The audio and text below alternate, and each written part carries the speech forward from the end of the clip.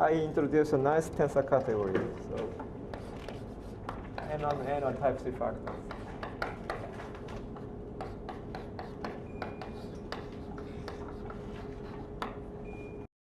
And our objects are homomorphisms. So unitary normal homomorphisms.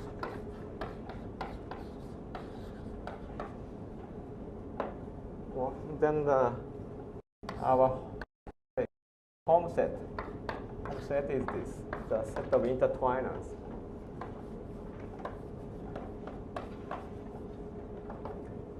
So this is the intertwining property.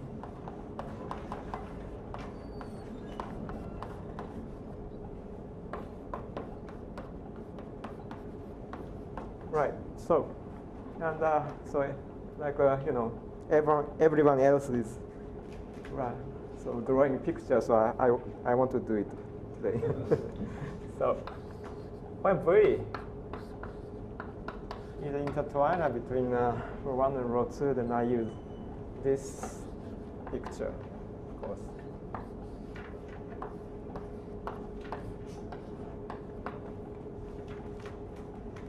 And when the W happens to be an intertwiner between, say, row 1, row 2, row 2, row 3, then just a product. Product of the two operators correspond to the composition of the two intertwiners. So let's see. WV is expressed by this picture. Of course. 2W row 3. Right. And usually just identity 1. 1 is expressed by no box. Row. Well, this is whatever. So, and if sigma is a homomorphism from P to N, then, well, if V is an intertwiner between row 1 and row 2, then at the same time it is an intertwiner between row 1, sigma composed row 1 and sigma composed with row 2. Yes. So the same operator V is also expressed by this picture.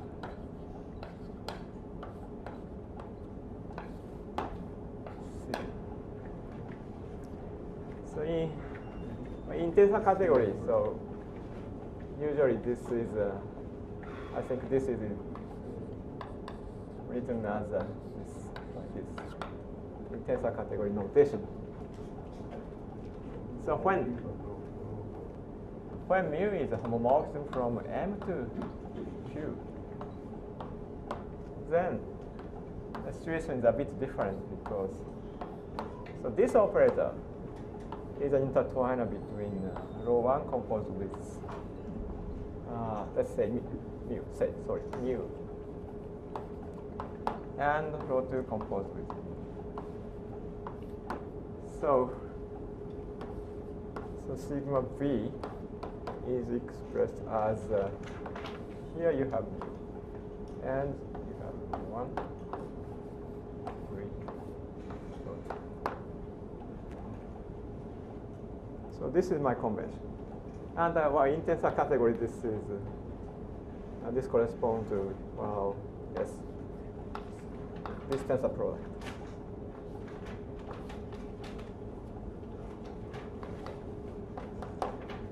So the basic rule is that if you see, okay, there is a straight line on the right-hand side, then you do nothing. But if there is a straight line on the left-hand side, then you say, sorry, this is mu. You apply mu to the operator. That's a basic rule for the computation and my convention. And from right to left correspond to from top to down, top to bottom. Right. So the natural question is the following.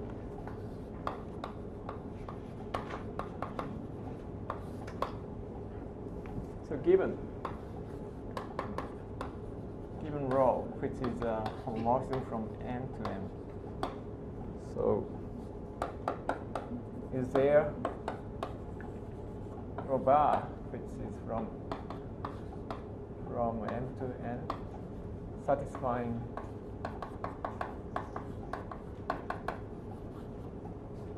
so this relation. So this will be row bar, row equal row, and also I need another one. Row bar, row equal row bar. So of course here I should specify something. So this, okay, usually this means I suppress identity here. So this is an identity of N. So the question means that are there nice intertwiner between identity and row bar, and also here you have identity of N. So are there intertwiner between row and identity satisfying this relation? That's a real question. And in tensor category, if there is such a row bar, then this object is called dual object, and such a object, such a row having the dual object is called rigid something in tensor category. So when you suppress when you put in that in the top, shouldn't it appear on the right hand side of the equation? This is identity, so you can suppress it. If you wanted to put it in, how would it go? Oh, so this is just a composition of row and identity, so it's just a row. So you can suppress it. The same is true. So composition of identity of M and row, so you can suppress it. So you can put it on the right. If you want to put it on the right hand side, you have a dotted line to the left and a dotted line to the right.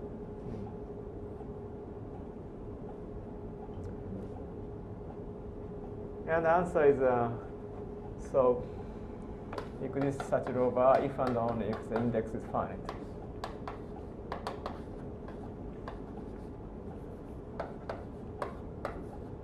This is finite. Or in my notation, so remember this is the square root of the minimal index.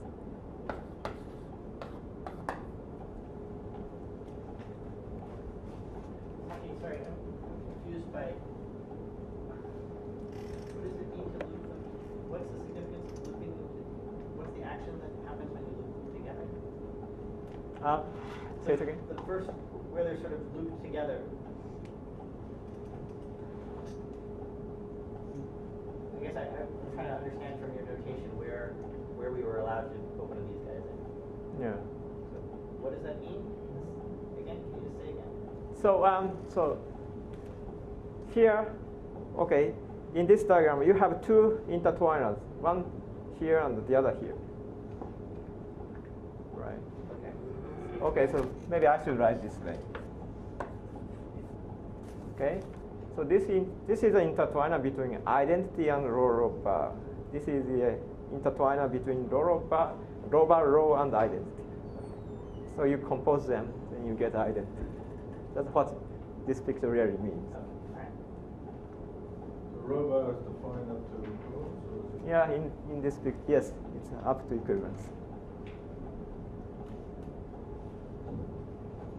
Well, once there is such a thing, then it is unique up to equivalence. That's a general factor in tensor category.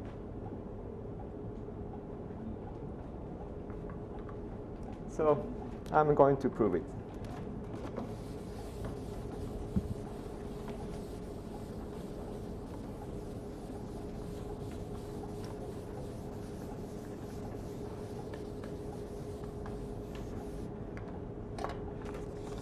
So, and let's go back to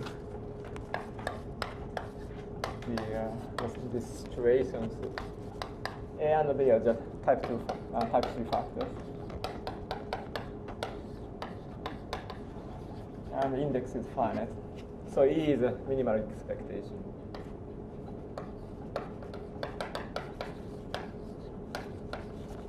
So I use only minimal conditional expectation. So whenever I write an expectation, that is a minimum. So then there's a basic construction here. E1, and this is just A.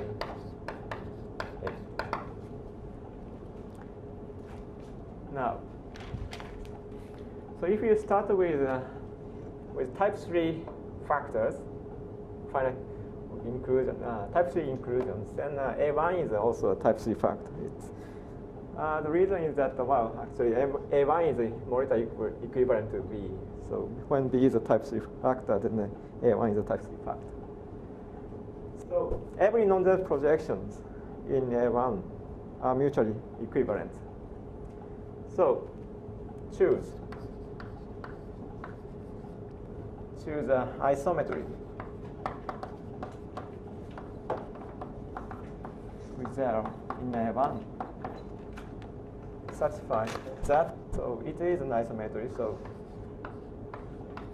of course this is 1, and preserve with a star is a Jones projection. Since identity and Jones projections are equivalent, so there is such a isometry. Then, by push-down lemma,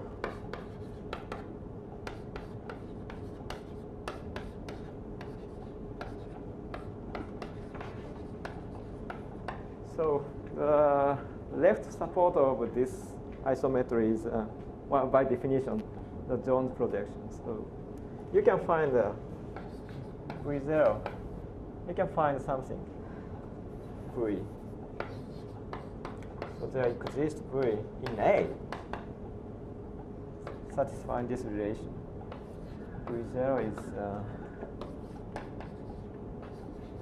and I want to put a normalizing constant here.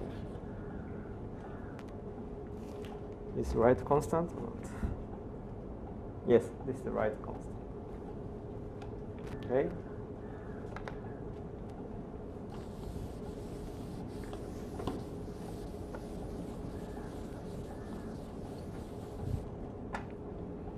Then this is an isometry because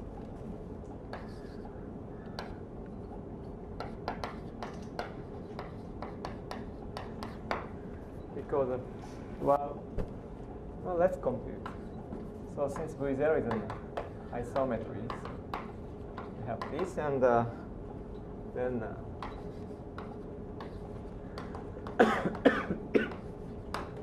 we have this equation. Then we apply the dual conditional expectations, and we get one is we start with. So this way we get an isometry. Now, so we want to construct what's called canonical endomorphism of Roberto Longo. And for that, so remember this fact. So if you cut A1 by the Jones projection,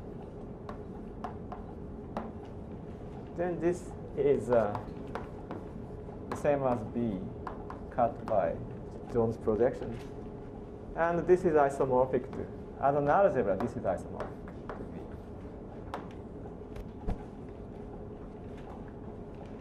So this means that, well, since V0, the left support of V0 is the Jones projection, so we have this. V0. This is B.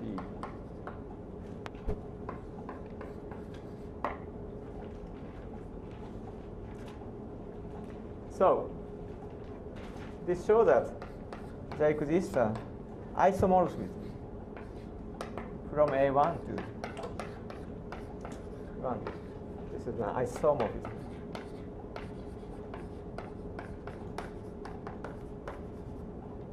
Such that, okay,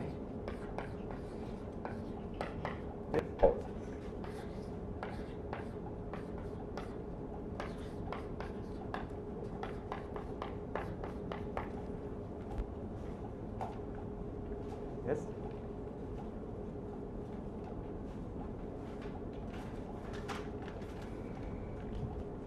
So this is an isomorphism from A1 on to B. Okay. And well,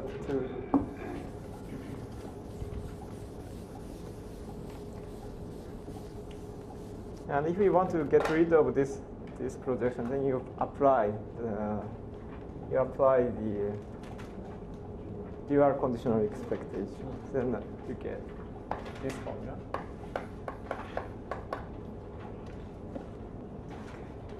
Oh,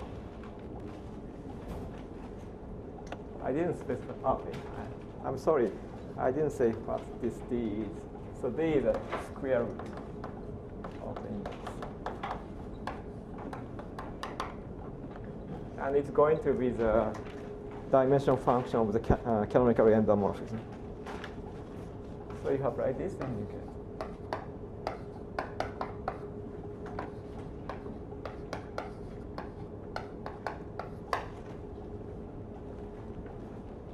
Right. So now define gamma, which is a homomorphism from A into B.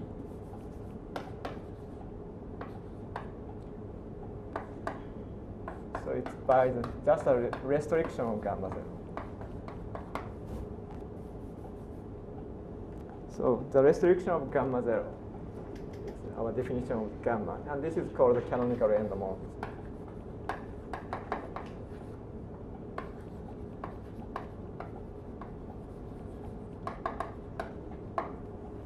So you're saying you can do it without the two modular operators, so it's just like the one word. Yeah. No. And well, I need something else. Okay. My goal is to show that when the dimension of rho is finite, then it is rigid. It has a dual. Well, in my word, it's well. In quantum field theory, look algebraic quantum field theory. You don't really say it's dual. It's conjugate. So I use the word conjugate. Anyway, so. Starting from this condition, I want to show the existence of the conjugate endomorphism, and I need one more thing. So that's W, so which is just an image of V0 by gamma 0. So it is an isometry in B. I think this is enough. Right. So lemma. So first of all, so this B. It is an isometry. It is an intertwiner between identity of A and gamma.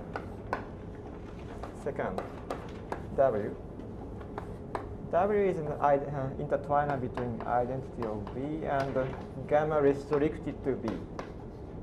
So this is treated as a homomorphism from B into itself. And last, we have this relation. With the W, call, yes, gamma with the W equal 1 over D.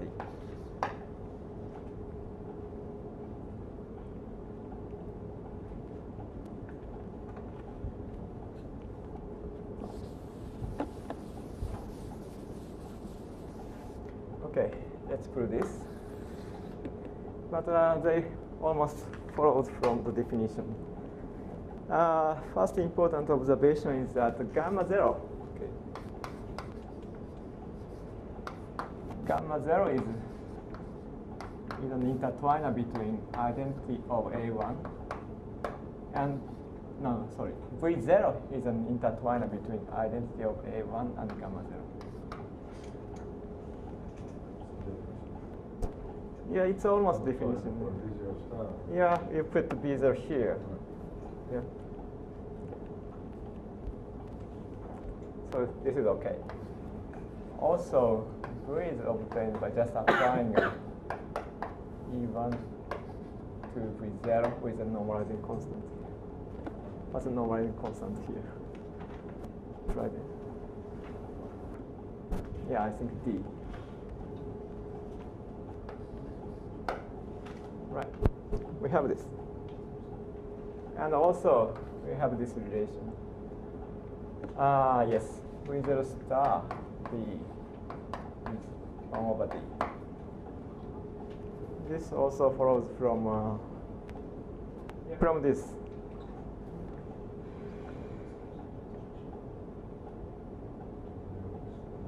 Oh yeah, I'll explain it. Because, so this is, you can put, since the left support of V0 is a Jones projection, so you can put Jones projection here. Then, remember that V is defined by these relations. So this is 1 over D times V0, start with 0.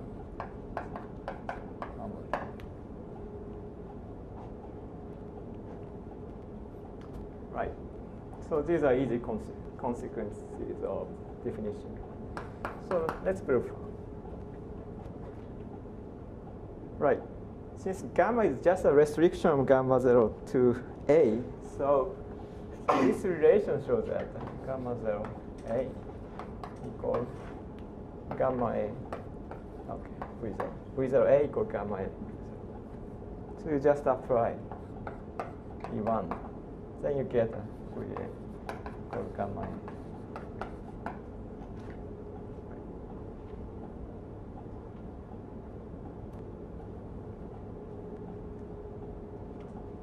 Right, so the first claim, first statement is done.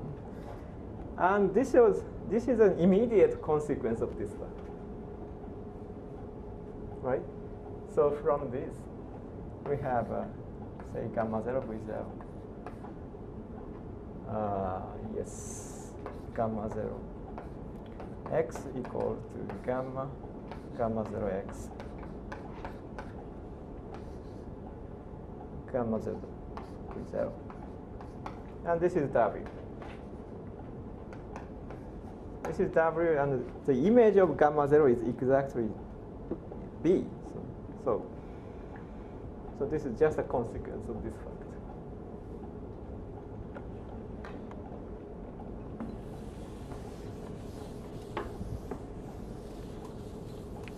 And so, okay.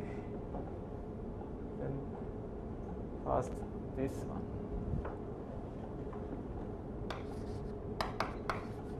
Mr. W. So this is V star gamma 0.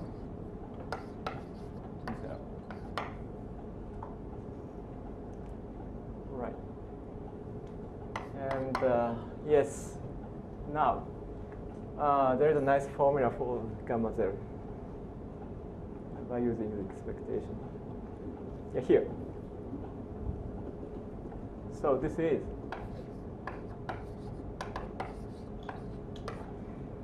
V0, V0, V0 star. Sorry.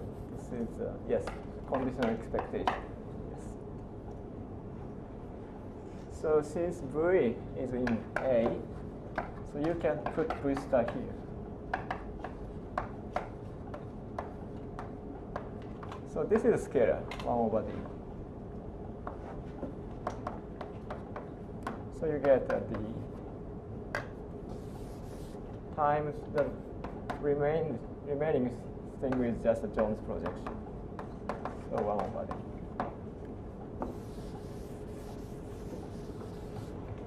Right. What remains is, okay. But this is, I think, already done, yes, because this is nothing but 0. So this is yeah, it's already done here. So it's 1 over D. So we had V0 star V is 1 over D. Yeah, Oh, V star, V zero. yeah. Let's take star. You get V zero star. V. Zero star B. Yes, it's here. Oh, I got it written wrong. Look at my notes. Thank you.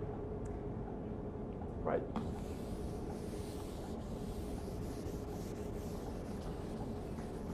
So this lemma is enough to assure the existence of the dual conjugate object. So theorem.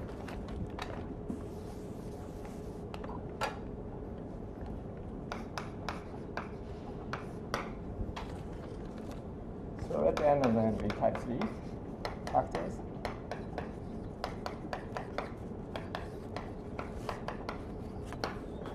And the row is morphism from M, from N into M. And the dimension is finite. Assume the dimension is finite. Then there exists row bar, which is a homomorphism from M to N. And isometries.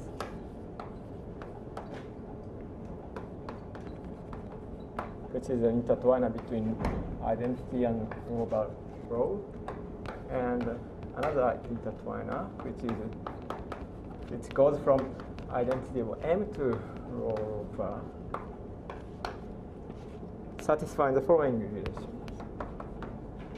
One is row. Yes, this one over T row, and another one is R row over. This is 1 over 0.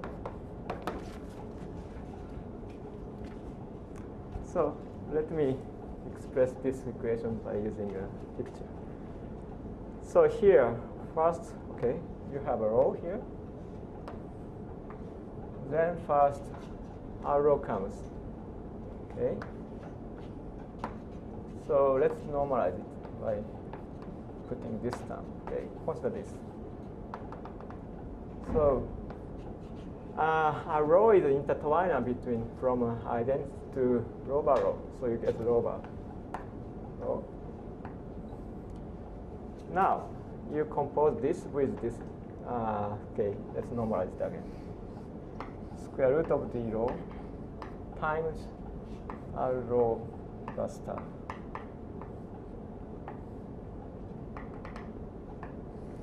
So remember, R row bar goes from identity to row bar row. So its star goes from row bar row to identity. Row, something wrong. Oh yes, it's bar.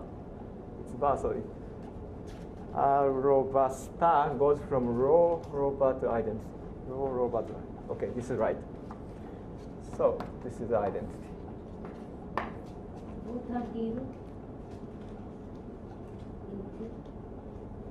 Well, what's the question? Both are 0, I asked. 1 by 0, 1 by 0. Yeah, so I put square root of 0 here to normalize it.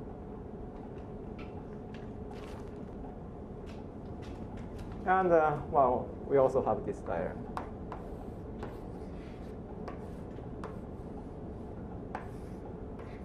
Row bar. So I guess here you have 0 row bar, and here square root of 0 row star. Yep.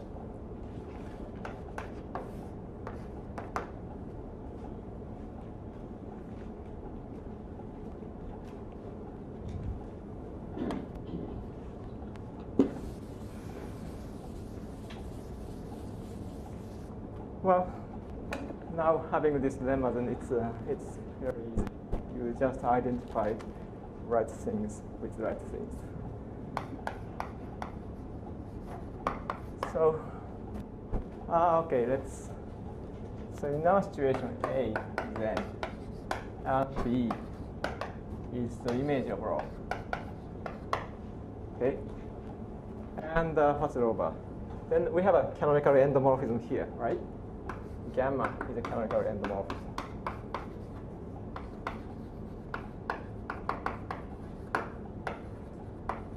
So it is a homomorphism from A into B.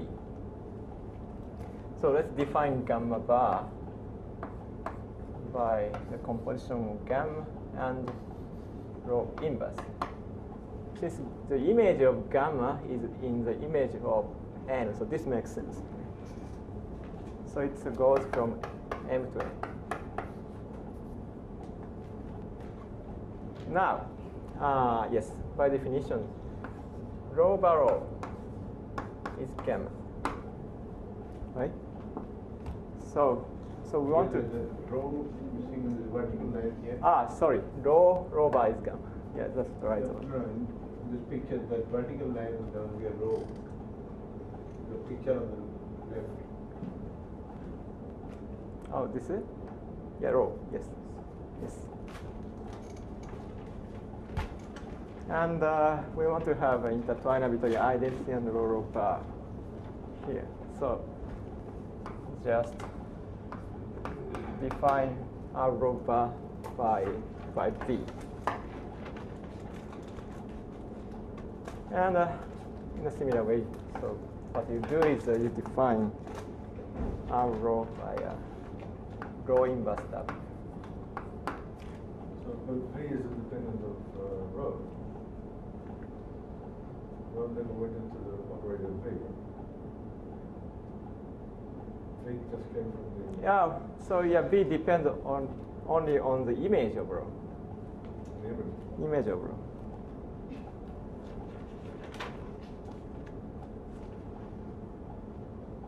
Okay. Well, if you replace rho by say something else, you can compose some automorphism. You can put some automorphism here. Yeah. So if you put an automorphism of n here, then the image doesn't change, right? Then, in this case, this is just a alpha inverse rho bar. So you get the same. So you get the same canonical endomorphism. So, well, you have actually freedom to put the alpha here. Anyway.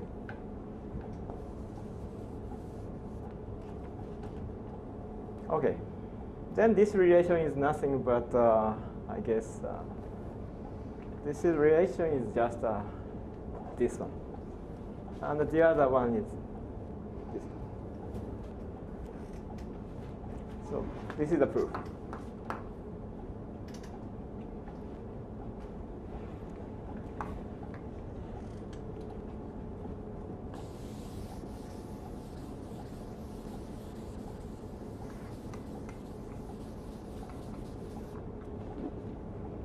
Right. So I'm going to use the following notation. So the rho is always a minimal expectation from say from M to the image of rho.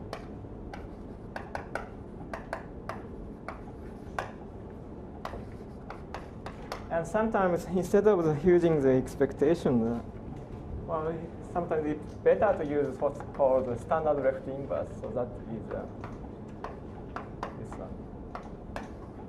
So this is a map from M to N. And this is called the standard left inverse.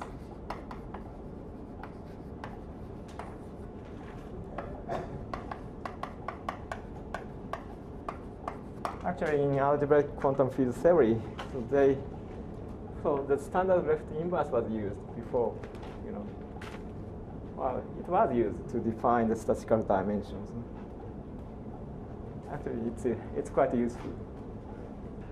So this satisfies. So now the bimodular property of E take this form now.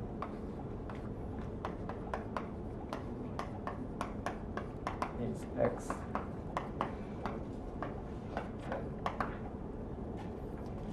So the nice thing about this sector business is we have a very explicit formula for them. Of course, in plano algebra, you also have a very explicit picture for that. So, for example, this is given by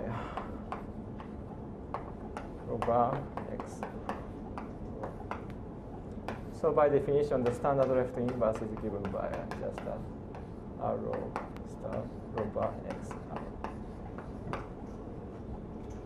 put row x here, okay, if you put row x here, since okay, our row is an intertwiner between identity and row by row, so you get just x.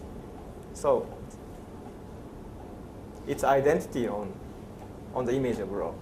So it should be a conditional expectation.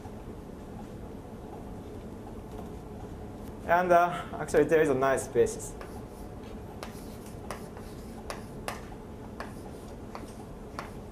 So this is just a single element. This is a basis for EO. And I'll check.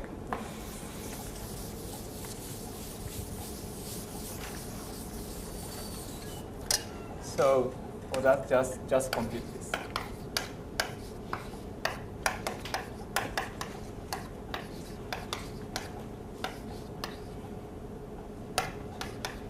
So this is just the square plus star row.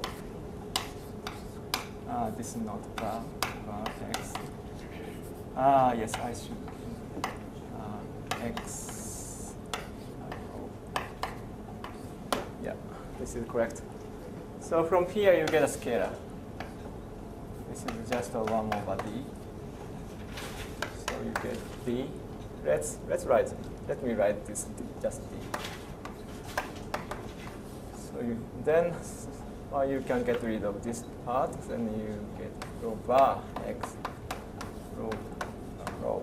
So since our rho bar is an intertwiner between identity and rho bar, so this is x times rho bar star rho. Again, this is a scalar. You get x. So this shows that this is just a single element basis for the minimal conditional expectation. Right.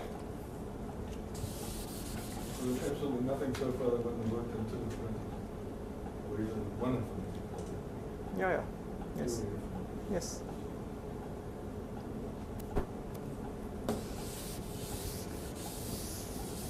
Actually, it works for O2, the Kunz algebra. Yeah. What is this?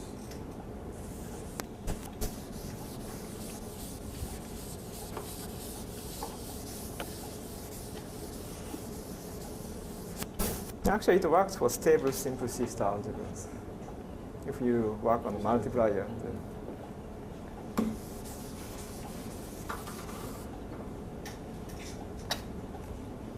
right. So Jeff asked the question yesterday. So yesterday I proved that so the the composition of two minimal expectations is again minimal. And Jeff asked if there is a nice proof using pictures. So I'll show you the meaning of the equation. So yesterday the key point of the equation is the following, right?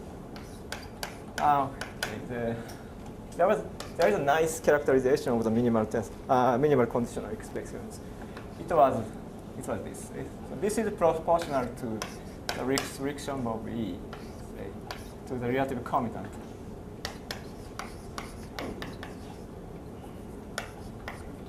So now this is just a self-intertwined space.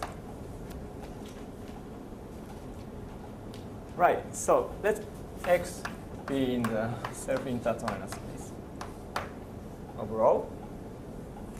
So let's consider this. Then, so remember the definition. So this is, since the basis is just this, so what you get is a square rho bar x rho bar. So let me draw a picture. So up to scalar term, this corresponds to, so x is a self-intertwiner of rho. And R rho bar is intertwiner between identity. It goes from identity and rho bar. So here you have identity.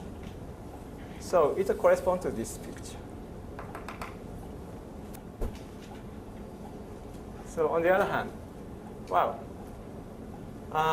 So instead of computing this, let me just compute E rho x, phi rho x. Because, so E rho is just a composition of phi rho and rho. And well, this is already a scalar. So you don't really compute the value of E rho. This is already a scalar. So let me compute this instead of computing E rho x.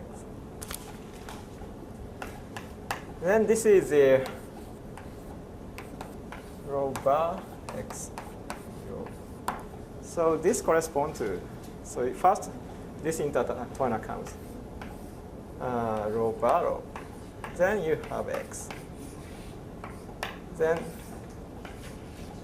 yes.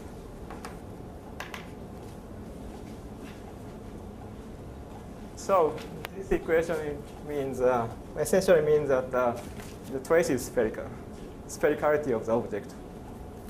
So rho is spherical. So this means that the rho is a tensor category language, it's spherical.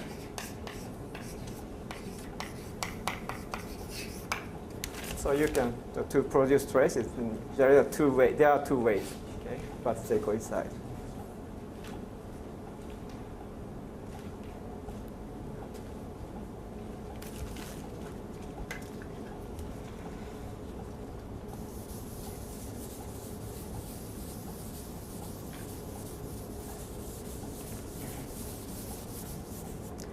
Right.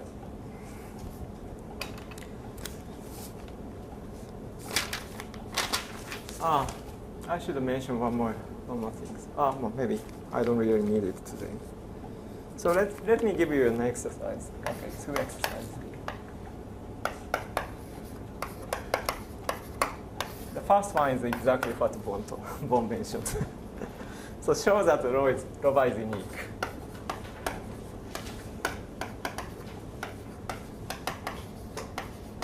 Up to equivalence.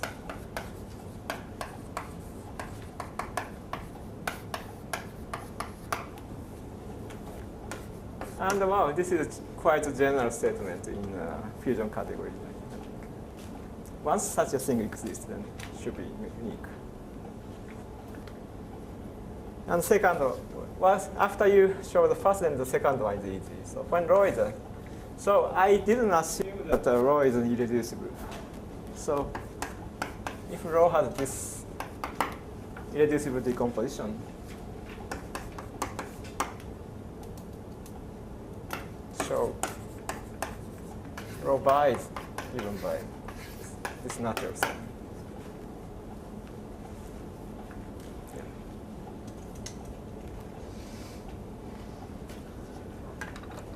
So you have to construct R rho and R rho bar from R rho I and R rho I bar. Yeah.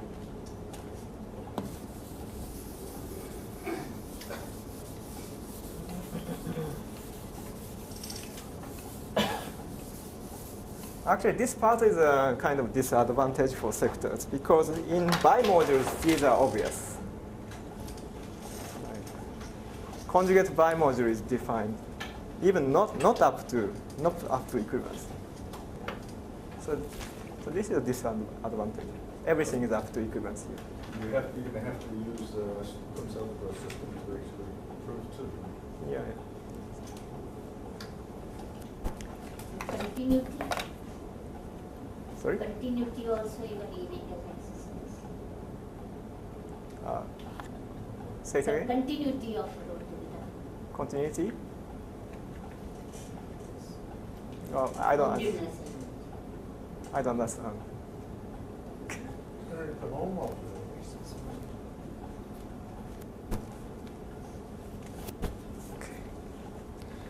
So, what I should do? Masaki, you mentioned that the finiteness of the index is equivalent to existence Yes. of conjugate. Yes. To prove one direction. Okay. Yeah, but the other direction is already given by explicit formula of the minimal expectation and the existence of basis. So, start from just okay, I raise it, but just the existence of rho bar and R rho bar. then you can define a conditional expectation by the formula I gave. Yeah. And the same computation shows that it is a minimal conditional expectation. Well, for minimality, then you have to do something. But anyway, so that conditional expectation has a basis. So starting from, say, rho bar, R rho and R rho star, you can construct a conditional expectation of finite index type. I gave already the precise formula for that.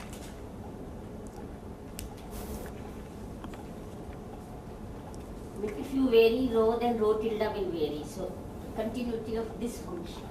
Oh, continuity of rho bar. So here I said that X inverse is rho bar is defined. This is like generalized inverse, and continuity of generalized inverse is not automatic. No, It doesn't make sense. doesn't make sense. It's defined up to equivalence. So, but I mean, in the case of infinite index one, you still have this basis with one element. I don't understand. E is equal. You need there's two. no push down limit. You need yeah, push down the yes.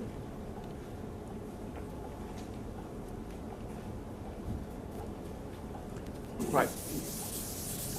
Okay. Yes. One direct consequence of this thing is that problem reciprocity.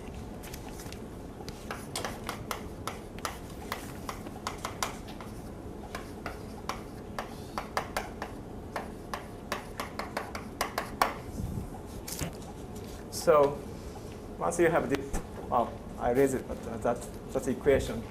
Then we have a probability reciprocity. So from rho sigma, from this space, so there's a canonical map. Okay, let's fix rho bar. Okay, rho bars. Okay, let's assume so. Okay, they have finite dimension. Then fix rho bar sigma bar, and R rho bar, R sigma bar. Let's fix everything.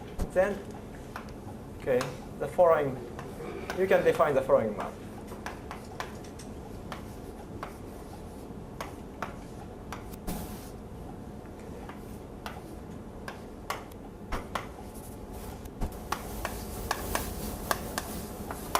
Okay, and this is a linear isomorphism.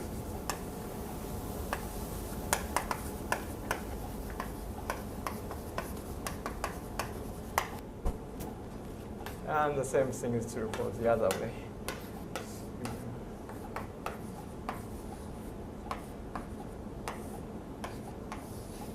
Sigma goes to, no, this is already, this goes to,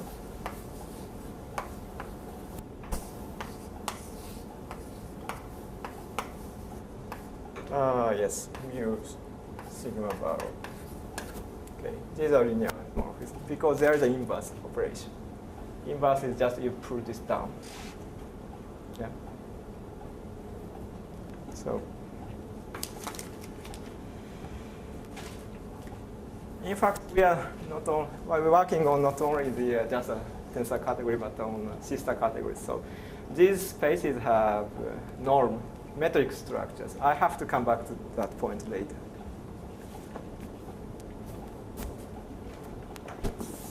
But possibly I just state this. Right. Okay. How much does it? So let me show you some easy applications.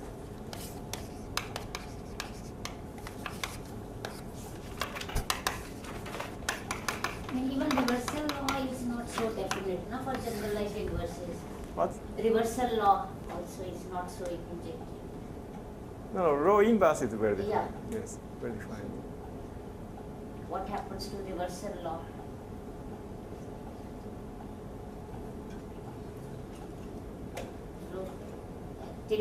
Bar of rho sigma, is it sigma bar, rho bar? Oh. Or because reversal law for generalized inverses is not immediate. For inverses it is immediate. That's yeah. That's also yeah. I can make it an exercise actually. You can draw a picture. Yes. Yeah. So first thing is that So from now on, everything is a finite dimension. I mean, the dimension of every homomorphism is finite. I mean, the image of the homomorphism have finite index. Okay, let's assume that. So then, it's almost trivial, but rho is irreducible.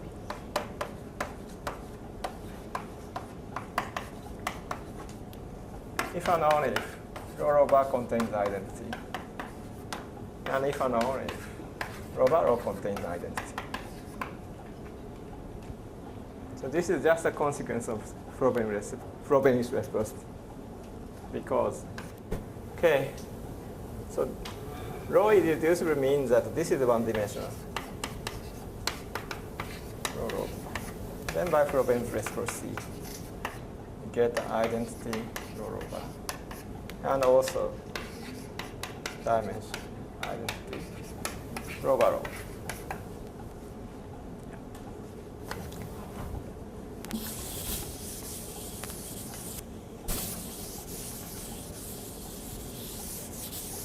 So, assume this is an irreducible inclusion.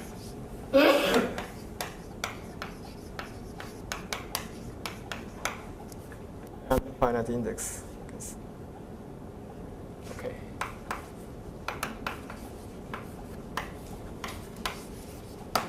And let the iota be. So starting from factors, then you have a nice homomorphism from n into n. Okay? Just an inclusion map. So this is inclusion map.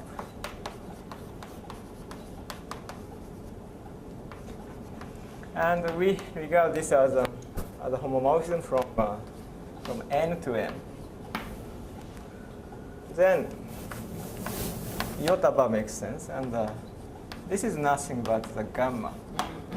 The canonical endomorphism considered as a homomorphism from M into N.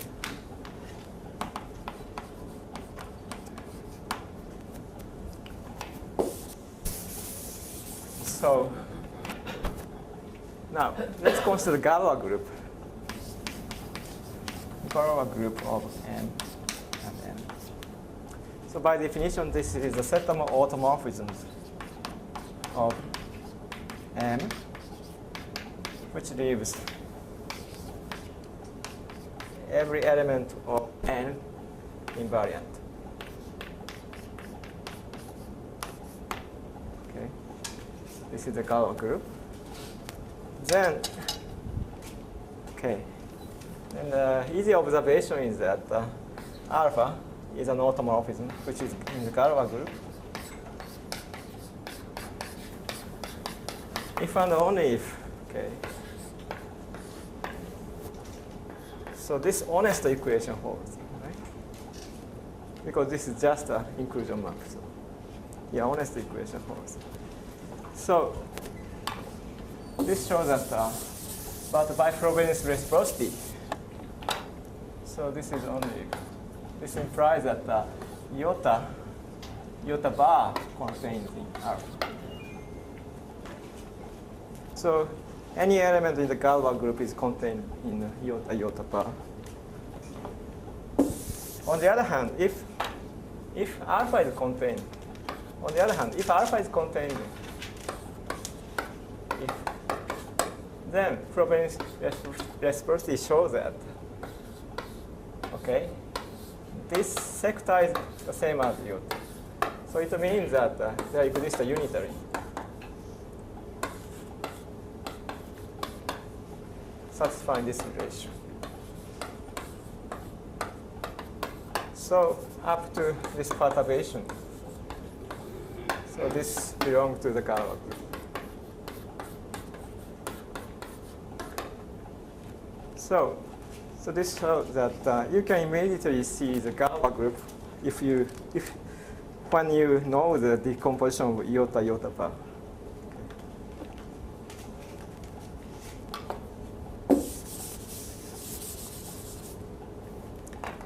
Right. Now, using this fact, so yeah, Now I should tell you why the fixed point factor is obvious too. Right. So this is a irreducible and a finite index.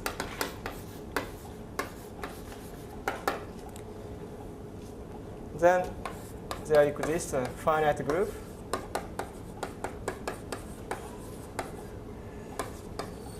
And the action. So the say n is a fixed point algebra. Okay. N is a fixed point algebra of G if and only if. Okay. I should like. So this is a one step. If and only if. So iota bar is decomposed into automorphisms.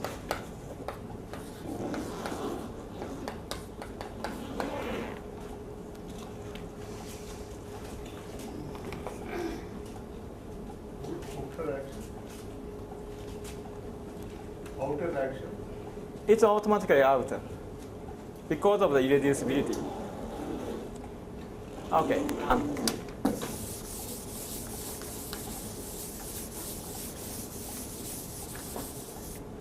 So, well, in the irreducible case, then any non-trivial element of the Galois group is outer because simply the relative competence is trivial.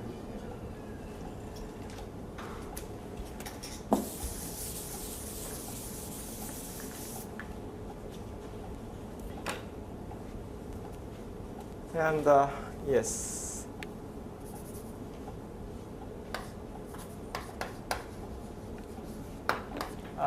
For this direction is that, so we've already seen that if n is a point algebra, then iota bar contains the direct sum of alpha g's. These are the alphas, right? Yeah, in the end, it will be an alpha. But while you compare the dimension here. So this is index. So this is just a cardinality of G. And the right-hand side, you compute this index, and this is again the cardinality of G. So both sides have the same index. So it means that this is equality. So if n is a fixed point algebra, then iota bar is decomposed into alpha g's. So the other way is the following. Okay, I've already seen that. So this means that after inner perturbation, this equality holds. So let's call this alpha I. Okay. Then you have a now Galois group.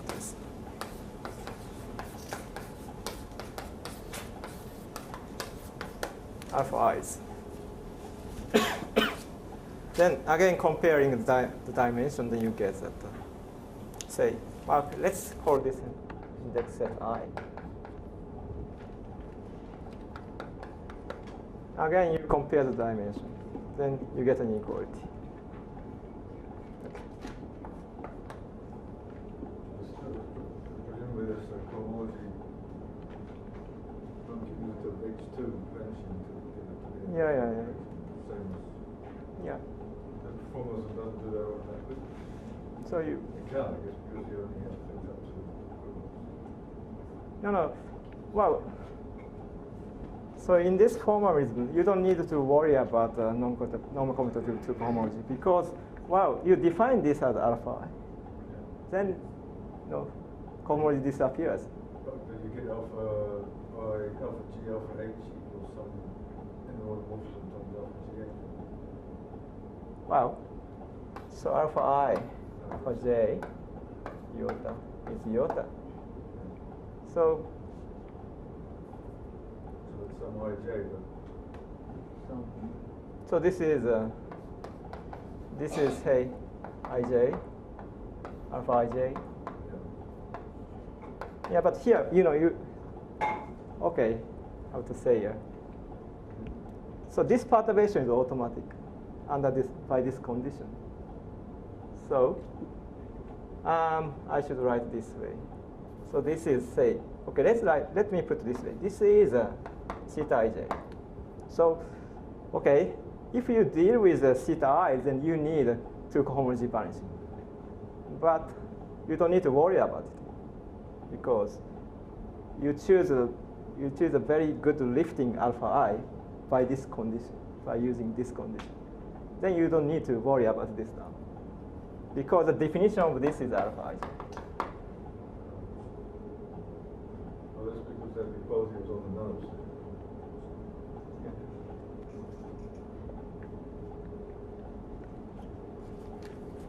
So by the way, so this tells that yeah, I should take care of the depth two things here. So that characterization essentially means that okay, you start from Mn. So you have identity and Mn. So let's draw the principal graph of this subfactor. Now you go to you want to decompose E nota iota bar, then you get alpha g's. And to show that this subfactor is of depth 2, then you have to stop here. Right? So next step is that, okay? So now you apply iota here, then it is iota. So it only comes back. You don't have any new stuff here. So it should be depth 2.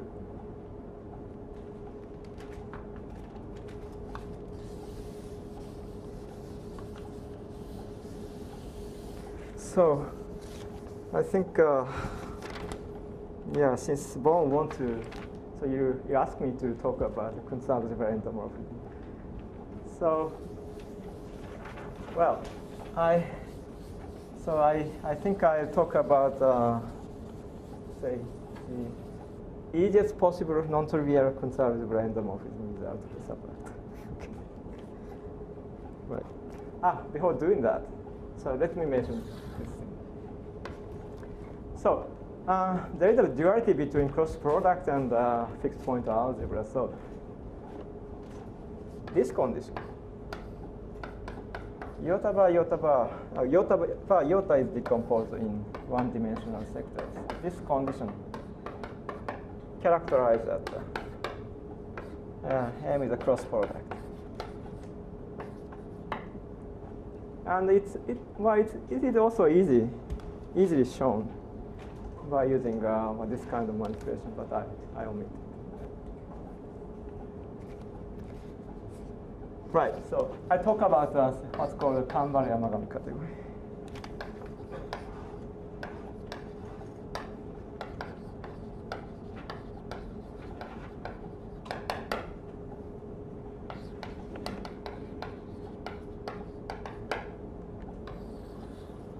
So let's just start with a finite.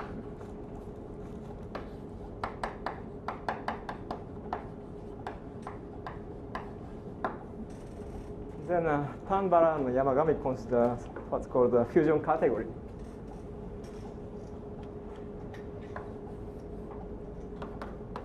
So I don't really give you the definition, but well, you don't really need to do it. But you just think of the category of endomorphism of type C factors. Consider fusion category.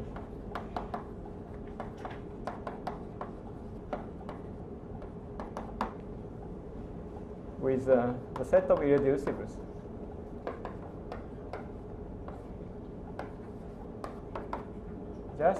So it has G plus just one more element, X. And the following tensor, following fusion. This is isomorphic to decompose into G. Then once you assume this, then you know that this is a self-dual because this contains identity already, so it's self-dual. So by Frobenius reciprocity, automatically you have this G tensor X equal x, and x tensor g.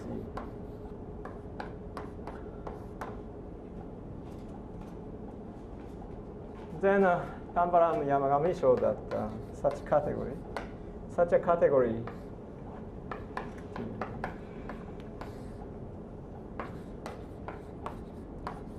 C is classified by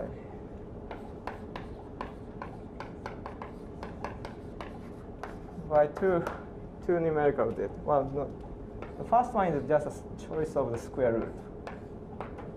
Or I should write this way: square root of the cardinality of G. So you have two choices, plus or minus, and symmetric, non-degenerate symmetric category. By character.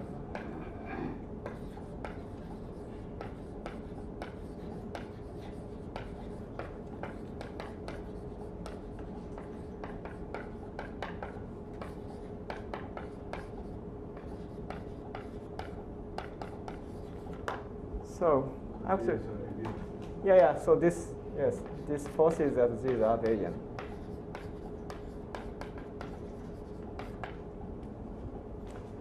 And so let me reproduce this result here.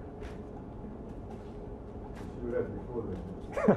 Yes, but so I had a look at my old paper which appeared in '93, and I spent only half page to presenting the concrete formula of a Kuntz-Arabella endomorphism. So I don't wonder no one understood it. I didn't explain anything. I just put a formula for it. So probably I can claim that I already constructed, give a realization of such a category, but I don't want to claim that I already classified it in there.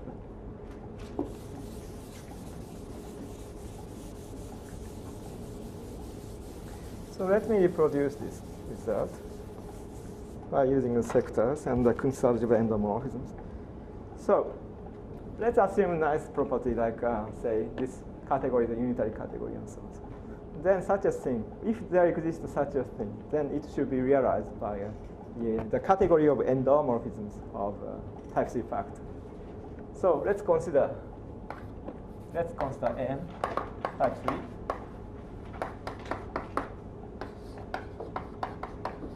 And let's consider such a thing exists, say rho. This is an endomorphism of M and alpha G action. Well, at the beginning, it should be, I should this way.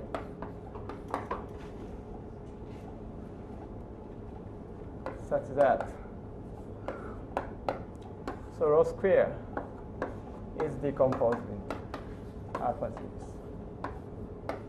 Out of M, right? Sorry? Out of M.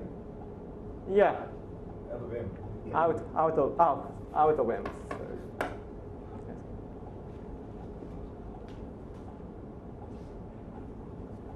So then by this kind of arguments, then this is actually a point. May assume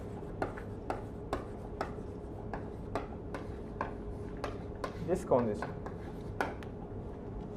If this doesn't hold, then you change the definition of alpha G. You change the drift of alpha G. Okay. So, well, at the beginning, you have to put say, an inner part. But let's call this alpha G. That kind of thing. Then alpha is an honest action.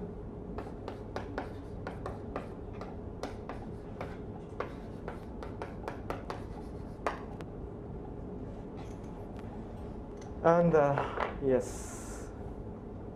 So from this fusion, okay, since rho is self-dual, self-conjugate.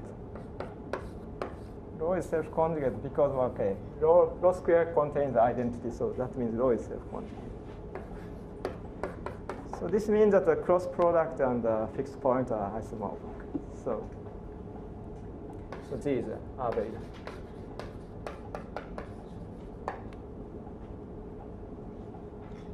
these are very.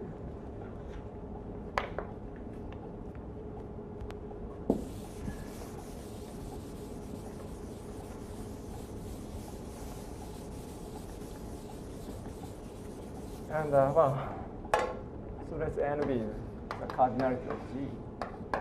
Then Rho equal to rho tilde is called trivolution. what? Rho cube is rho, it's called trivolution. I see. Degan has it. So now from this fusion rule, so let's compute the dimension. The dimension rho square should be same as the dimension of this direct sum. And this is n. So this means that dimension of rho is square root of n.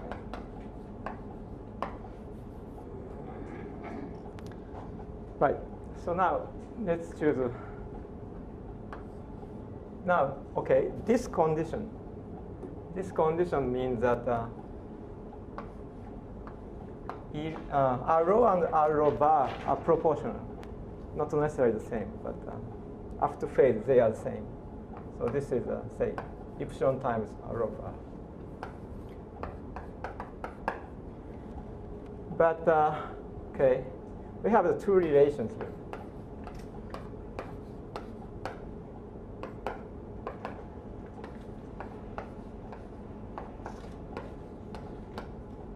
Yes. We have a two relation here. D, not square root of n. So this means that here, so this epsilon must be real. So epsilon is either plus or minus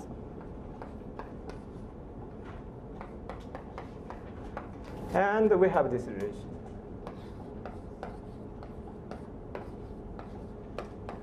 This is a square root epsilon. And that ambiguity, so the choice of the square root corresponds to that. So why are rho and rho bar equal? Well, there are different things. You say that R rho equals epsilon and R rho bar. Where did that come from? Oh, well, now rho is rho bar.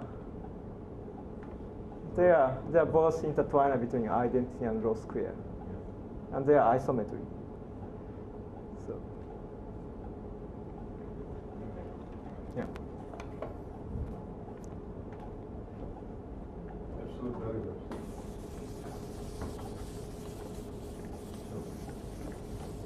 So let's call it R rho S zero. Okay, so it's an intertwiner between identity and rho square. Okay, so it means that you have this.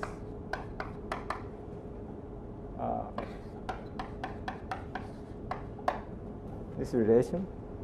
Then apply alpha g to the both sides.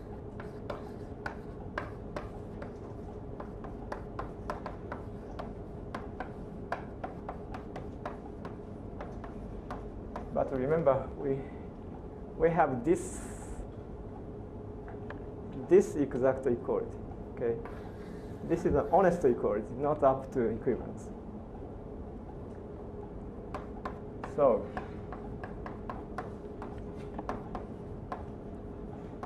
this means that alpha g 0 is in this intertwining space.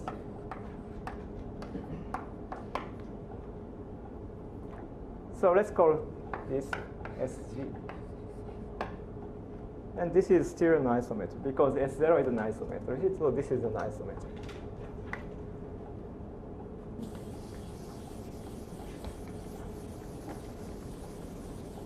So now we chose good basis for the intertwiner space. So we have this decomposition by assumption. And we've already chosen good basis. So now we have this honest equality. So rho square x is SG alpha gx. These terms. Okay? And so this family of isometries satisfies so-called the Kunz algebra relation.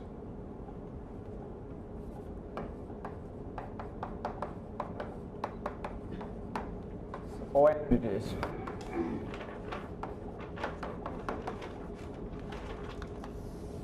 Namely, so their images, okay.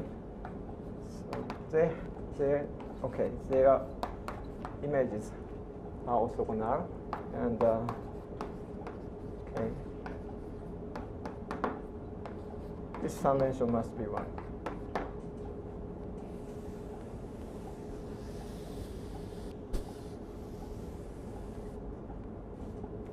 So now our idea is that okay, we want to show that alpha G, by definition alpha G, leaves this algebra invariant.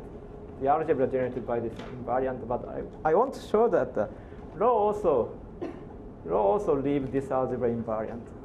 The algebra generated by these things invariant. Then every categorical information, 6Z symbols, are encoded by the restriction of rho and alpha to the algebra generated by these guys. That's okay. That's my idea. Then you get important information of the category. Well, basically enough information of the category. Then by using the formula, so I'll get a very explicit formula. Then by using the formula, then we redefine alpha Z and rho on this generator. Then you get a realization of the category through the Kunz algebra endomorphism. That's the idea. So let me do it quickly. All right.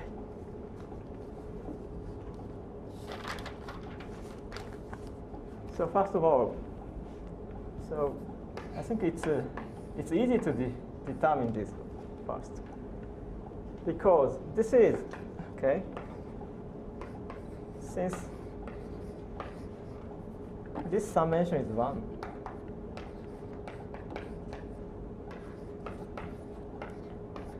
so we have this equation. This is 1.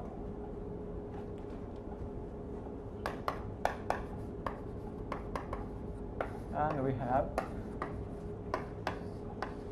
by definition, SG is alpha GSL.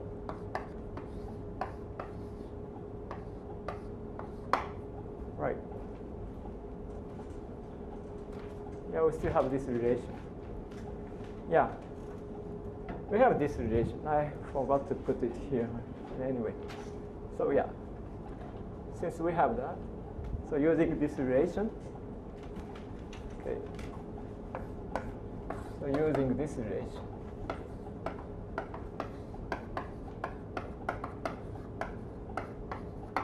so we get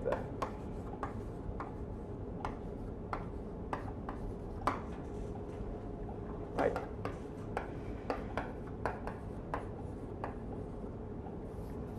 So at least for on S0, we have a very nice, easy formula, expressed form.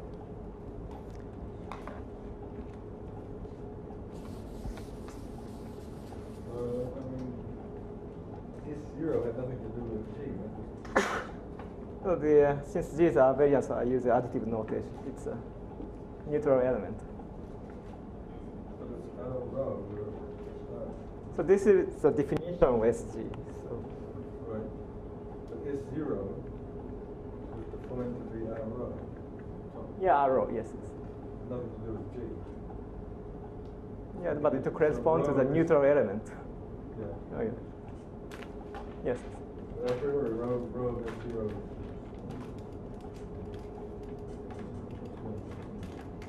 That's a relation on the SG, not a relation. Yeah, that's right. Yes. Yeah. Now, next we consider this relation.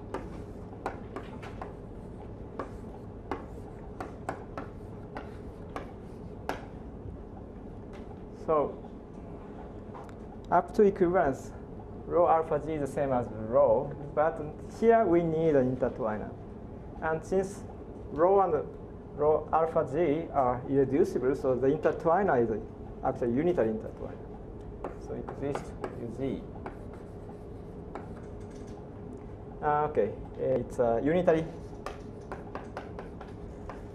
projective representation, such that, so add uz, okay, this is equal to rho alpha g. So far I use the aspect of the fixed point here, okay, but here I'm using the aspect of the cross product.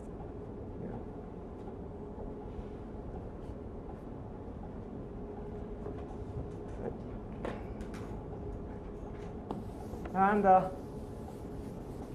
okay, we have this, but let's see. So this implies that this relation, and since alpha g rho is rho, so rho squared, this means that alpha g is in this self-intertwiner space, and this is nothing but just a direct sum of SDST stars. Rho square is decomposed into alpha g's. And moreover, so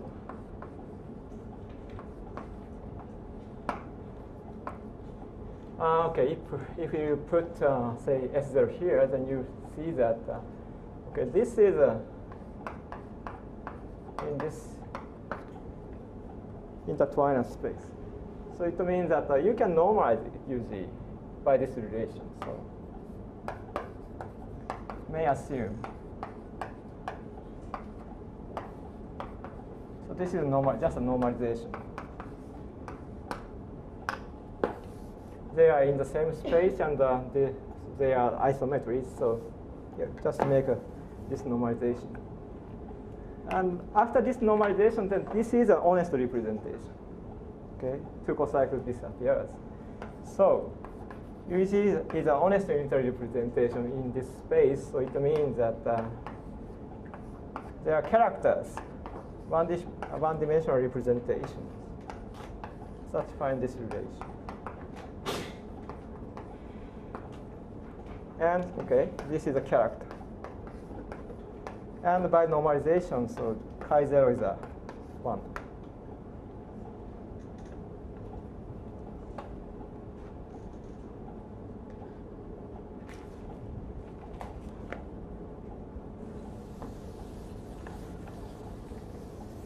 Now, we have also this relation.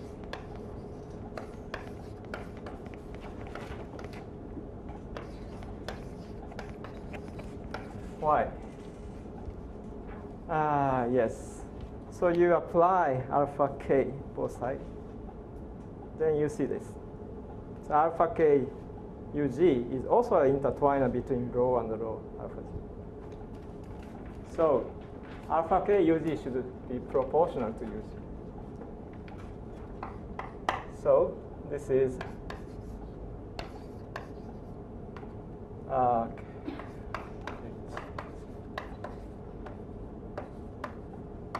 and this is S k plus h star h minus k g h star. So this shows that the normal, okay, there is a constant here, right? But this means that since UG is normalized this way, so you get the constant is chi minus kg.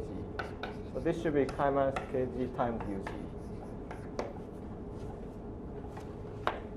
So compare, yes. Okay, compare this formula and that. Then now you get right. Minus kg, hg should be chi h minus kg.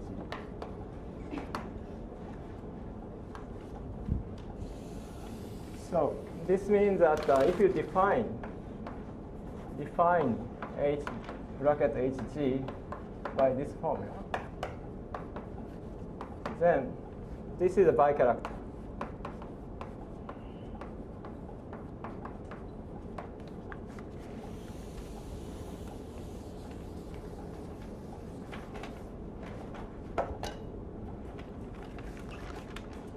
Yeah.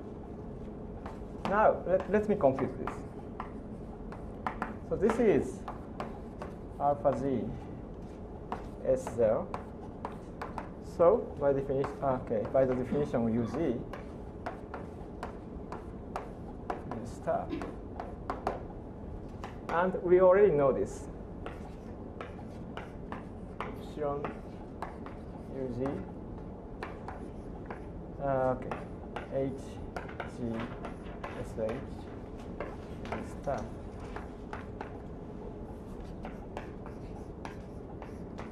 So this is, no, sorry. Here it's nothing. And get this.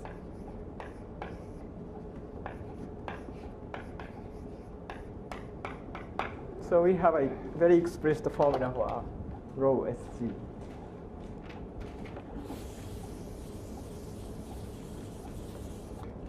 And since rho is a homomorphism, so rho should preserve the orthogonality relation. So this orthogonality implies that this character is a non-degenerate. It's easy computation.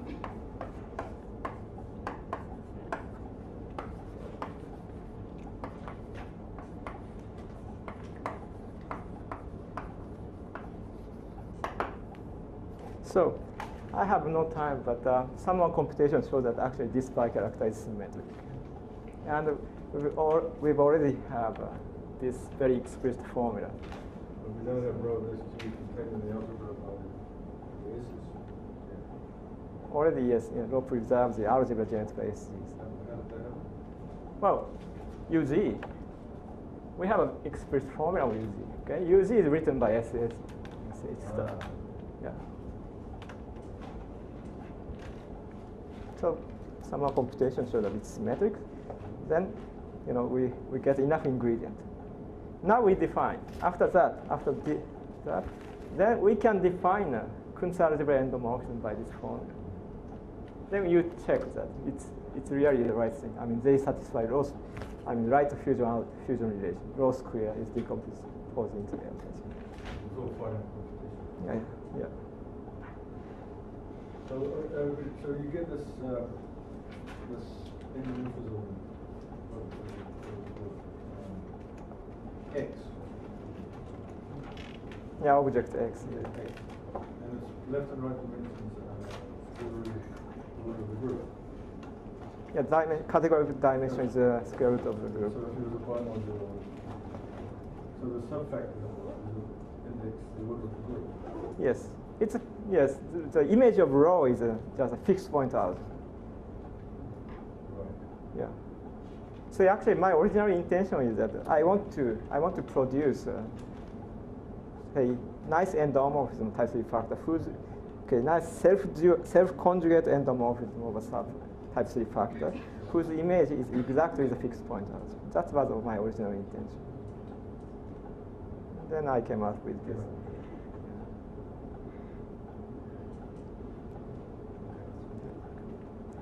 That's the view.